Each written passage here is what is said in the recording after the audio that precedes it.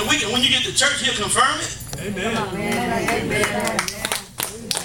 I'm not talking about you got an ought or problem or issue. I'm talking about spiritual stuff. You get what I'm saying? I'm not talking about you get there and he beat you down, or you get there and he proving somebody else right or wrong. I'm talking about things that meat. I'm talking about meat. You know what I'm saying? I'm not talking about milk. I'm talking about meat. Where your life can be reflected in.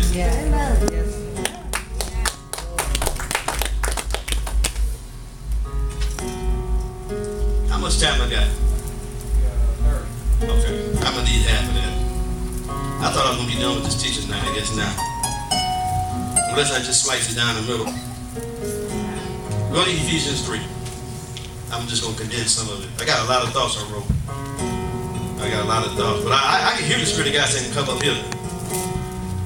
See, you can't come up until you shake yourself. Amen. You gotta dust off that dust of the earth. The enemy wants to keep us bound to the ground. He wants to keep us earthbound. He wants to keep you in a realm of carnality. I can't go there. I get the same temptation, the same offer. But I tell myself, I'm not going there. I cannot. I just can't. Can't go there. It don't have anything to do with, think about it, some of us start saying, well, I'm not talking about the 17 kings over in Galatians 5. I'm talking about there's just some other stuff that seeks to rule over us, that wants to vie for our time. You know what I'm saying? There's some weights that just as dangerous as the sins. There's some stuff we do with our children. There's some stuff we do with our family that is of greater priority than God is. Y'all see, we got this thing because we're so legalist, we try to measure out. And once we carve this niche in our life, we say, well, then I'm not doing this, I'm not doing that, I'm not doing that, I'm not doing this, I'm not doing that, I'm okay. But you have to go on the inside. And the Spirit of God will let you know if you're okay. That's right. Don't trust this. That's right. That's carnal wisdom. You got to let the Spirit bear witness with your spirit where you are.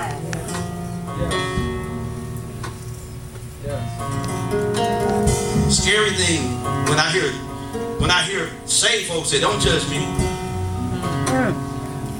That's a dangerous thing. What is so comfortable in your life that you work, that it's worth you not getting any information to come out? Because you despise an instruction. Somewhere along the line we say, "Don't judge me." You say, "You know what? I enjoy where I am. I won't let you take my hand and bring me out." That's how you interpret those tongues.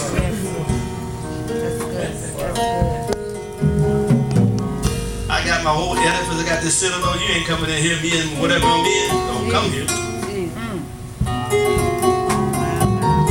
There's another word in the Greek that talks about the house. And that word, the house, is talking about, we did a teaching on it, the law of the house. And it's okonomio. It's dispensation. Ephesians 3 verse 1. Because I just believe God can set the house up. I believe that the house, when he's done, and when we allow him to, sometimes the house is delayed or postponed. It won't be. Let me tell you, you can hinder it, you can postpone it, and you can delay it. It's going to show. Can't be stopped. It's cut out of the mountain. Daniel said it's cut out of the mountain. It's a stone that cannot be stopped. It's picking up speed every generation. Huh? I can honestly say that. It's going to be a generation. I guarantee you, it may not be us, it may not be you, but it's going to be a generation that's going to walk this thing out. I had a friend of mine I was talking. We was just talking about how some of the things that's going on Facebook, because some of us follow anybody. And some people on Facebook are bound by humanism.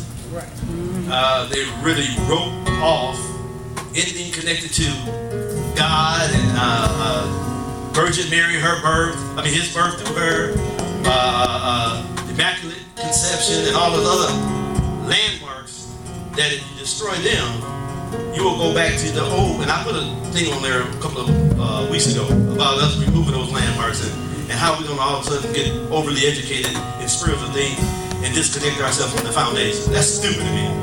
But we got folks that do it. All of a sudden they found a safe haven. And they've created this false illusion. And this is what's happening. And because we follow anything and we don't look and see exactly what they're saying. That's right. Because a lot of it is bound by New Age stuff. One of the things he shared with me, he said, well, you know, because he's in that group, used to be, but now God has really ministered to his spirit. I said, did the same thing to me in 2002. I was going some direction, and the spirit of God said, I'm not going to let you go. So he felt the hand of God doing the same thing with him. And we were just talking, and he said something that was profound. He said, people look at trees and look at all the 4 seasons, and they get excited. He said, I never get excited about watching. Every time winter comes, summer comes, fall, and spring comes, I don't get excited because that's a sign that death is still in the earth. Because when the leaves change colors, that means that that tree has to die. That's too deep for y'all. I know y'all ain't got that yet. As soon as he said it, hit my belly. Because the earth is growing. That's why we have 4 seasons. As long as the earth remains, we got seed time and harvest. The reason why things are so inconsistent is because there's a travail in the earth waiting on the manifestation of the Son of God. If that don't get you to move, y'all still don't understand what I'm saying. Let me go to the Bible. Let's go on this. I want y'all about to get that part 10 years from now. You understand what I just said. We still see death in the earth because there's no liberation. They're waiting on the glorious manifestation of the sons of God.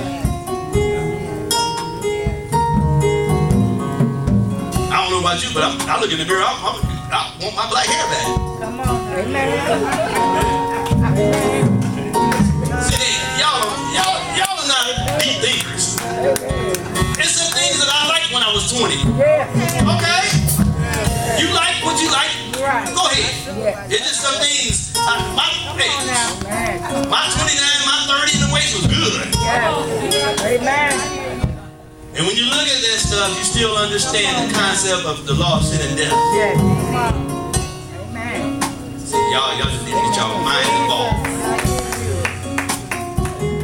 Okay. Ephesians 3:1. For this cause I, Paul, the prisoner of Jesus Christ, for you Gentiles, if ye have heard of the dispensation of grace of God, which is given me to you. Hold on a second. Scrap all that. Go to Isaiah 28. I done touched something. I gotta finish. I gotta at least say something further. Isaiah 28, we're gonna start at 15 once you get there to the Old Testament. Then I'm gonna close. Because ye have said, we have made a covenant with death, and with hell are we in agreement. Oh, wow. You get what I'm saying? Wow. I'm not walking in agreement with death and hell. All right.